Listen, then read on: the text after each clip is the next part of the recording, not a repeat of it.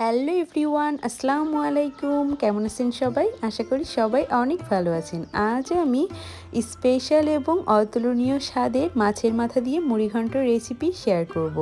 মাছের মুড়িঘণ্ট আমাদের সবারই অনেক পছন্দ। চলুন রান্নাটা শুরু করি। আমি এখানে বাজার থেকে 400 গ্রাম মুগ ডাল নিয়ে এসেছি। সেটা একটা শুকনা কড়াইয়ে খুব ভালোভাবে ভেজে নিব, ঘ্রাণ আসা পর্যন্ত এবং কালারটা একদম ডিপ ব্রাউন হয়ে যাওয়া পর্যন্ত খুবই নিম্ন আছে সুন্দরভাবে ডালগুলো ভেজে নিব, যেন খুব সুন্দর ঘ্রাণ আসে। আর অন্যদিকে আমি মাছের মাথা নিয়ে নিয়েছি। আমি এখানে 3 কেজি ওজনের একটি কাতলা মাছের মাথা নিয়েছি, যেটা আমি বাজার থেকে কেটে নিয়ে আসছিলাম, যার কারণে মাঝখান দিয়ে মাছটা ফ্রাই করে দিয়েছি মাথাটা।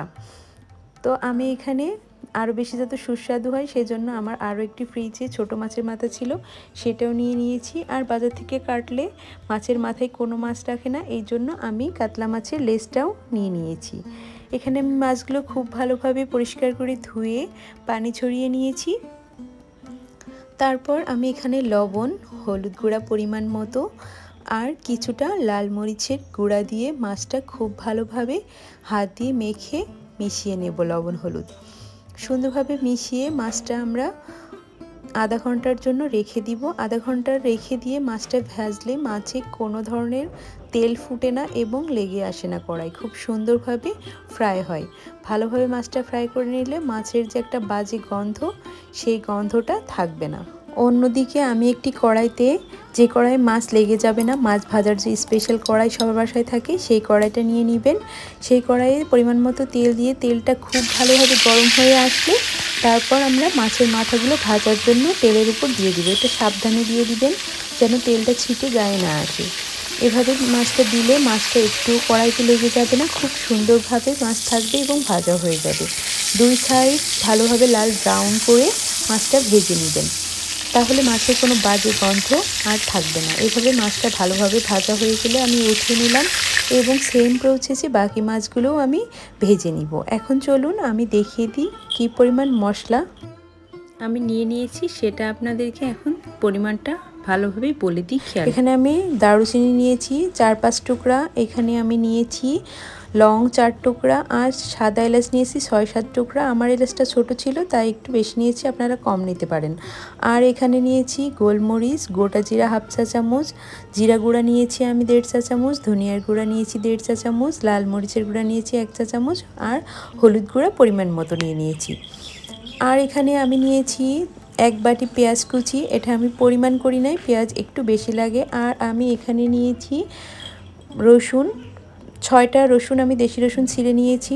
এখানে আমি কাঁচামরিচ ফ্রাই করে এবং ভেঙে নিয়ে নিয়েছি প্রায় 20 থেকে 25টা, কারণ মুড়িঘণ্ট একটু ঝাল ঝাল হলেই মজা লাগে। আর অন্যদিকে আমার মাছটা খুব ভালোভাবে ফ্রাই করা হয়ে গিয়েছে।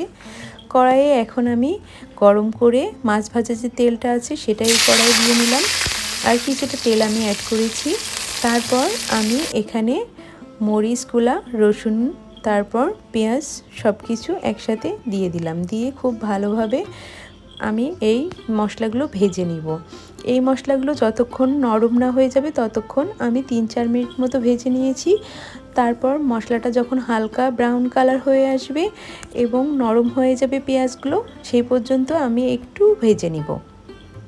তারপর অন্যদিকে আমি আদা বাটা নিয়েছি 1.5 চা চামচ আর নিয়েছি 4-5টা তেজপাতা। আমি যে গোটা মশলাগুলো রেখেছিলাম সেই মশলা দারুচিনি, লং, গোলমরিচ এবং এলাচ, আদা আর তেজপাতা, এগুলি সবগুলি গোটা মশলাগুলো দিয়ে নেব তেলের মধ্যে, তাহলে খুব সুন্দর একটি ঘ্রাণ বের হবে। এই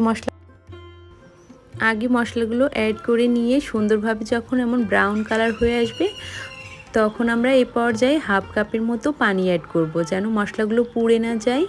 আর যে গুঁড়া মশলাগুলো আছে সেই মশলাগুলো অ্যাড করব, সেগুলো যদি তেলের উপর সরাসরি আমরা অ্যাড করি তাহলে মশলাগুলো পুড়ে যাওয়ার সম্ভাবনা থাকে এবং তিতা হয়ে যাওয়ার সম্ভাবনা থাকে। তাই এই পর্যায়ে হাফ কাপ পানি দিয়ে খুব ভালোভাবে নাড়াচাড়া করে যে গুঁড়া মশলাগুলো আমি আপনাদেরকে দেখিয়েছিলাম সেগুলো দিব এবং এখানে আমি পরিমাণ মতো লবণ অ্যাড করে নিলাম এবং গোটা জিরাটাও আমি অ্যাড করে নিলাম। সব মশলাগুলো দিয়ে খুব সুন্দরভাবে আমি মশলাটা কষাবো।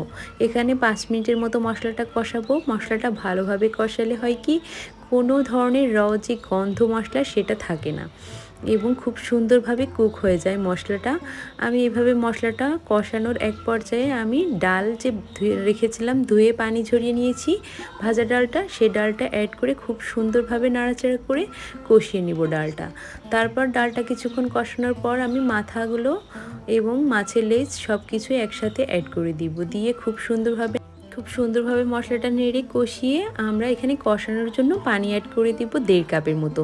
1.5 কাপের মতো পানি দিয়ে খুব ভালোভাবে আমরা ঢাকনা দিয়ে ঢেকে ডালটা কষিয়ে নিব। আর মাঝখানে অবশ্যই মাঝে মধ্যে নাড়াচাড়া করে দিবেন, না হলে নিচে লেগে যেতে পারে। নিচে লেগে গেলে রান্নার স্বাদটা ভিন্ন হয়ে যাবে, একদমই ভালো লাগবে না খেতে। তাই অবশ্যই ভালোভাবে নাড়াচাড়া করে পানিটা একদম শুকিয়ে তেল বের হয়ে আসলে এখানে আমি রান্নার জন্য পানি অ্যাড করে দিব। রান্নার জন্য পরিমাণ মতো পানি অ্যাড করে দিবেন। কষানোর সময় যদি ডালটা একটু সিদ্ধ হয়ে আসে তাহলে আমি এখানে 3 কাপ পানি অ্যাড করেছি। আপনারা অবশ্যই বুঝতে পারবেন যে কেমনভাবে পানি অ্যাড করলে ভালো হবে। আমি ঢাকনা দিয়ে ঢেকে পানি অ্যাড করে রান্না করে নিচ্ছি এবং মাঝে মধ্যে নিচ থেকে নাড়াচাড়া করে দিচ্ছি, কারণ ডালটা ঘন হয়ে আসলে নিচে লেগে যেতে পারে। আর অন্যদিকে আমি একটি ফ্রাইং প্যানে কিছু গোটা মশলা ভেজে টেলে নিচ্ছি। এখানে আমি গোলমরিচ, একটা এলাচ আর কিছু গোটা জিরা লাল লাল করে টেলে নিচ্ছি। এটা আমি কখন অ্যাড করব আপনাদের সাথে দেখাচ্ছি। তারপর আমি ডালটা ভালোভাবে রান্না করে নিচ্ছি। নিচে ঘন হয়ে এসেছে, তাই একটু মাঝে মধ্যে নেড়ে দিতে হচ্ছে, না নেড়ে দিলে ডালটা নিচে লেগে যাবে, তাই অবশ্যই ডালটা নেড়ে দিবেন। আমি এখন একটু মাছের সঙ্গে ডালটা মেশানোর জন্য একটু নেড়ে দিচ্ছি। আপনারা এভাবে নেড়ে দিবেন, তাহলে ডালটা ঘন হয়ে আসবে, ফুটবে কিন্তু ভেঙে যাবে না এবং খেতেও দারুণ। আমি যে ডালের ঘনত্ব রাখবো সেটা প্রায় হয়ে এসেছে। এখন আমি ভাজা জিরাটা টেলে নিয়েছিলাম, সেটা গুঁড়া করে উপরে দিয়ে দিচ্ছি নিম্ন আঁচে ডালটা রেখে। কারণ ডালটা একটু আপনারা যখন ঘন খুব বেশি হবে না তখনই রেখে দিবেন, কারণ একদম ঘন করলে ডালটা পরে জমে ভালো হবে না। এই যে দেখুন আমি এরকম ঘনত্ব রেখেছি, এটাই খেতে ভালো লাগবে। কারণ আপনি যদি আরও ঝোল কমায় ফেলেন সেই ক্ষেত্রে আপনার ডালটা পরবর্তীতে ঠান্ডা হওয়ার পর একদম জমে যাবে এবং খেতে অ্যাকচুয়াল টেস্টটা পাবেন না।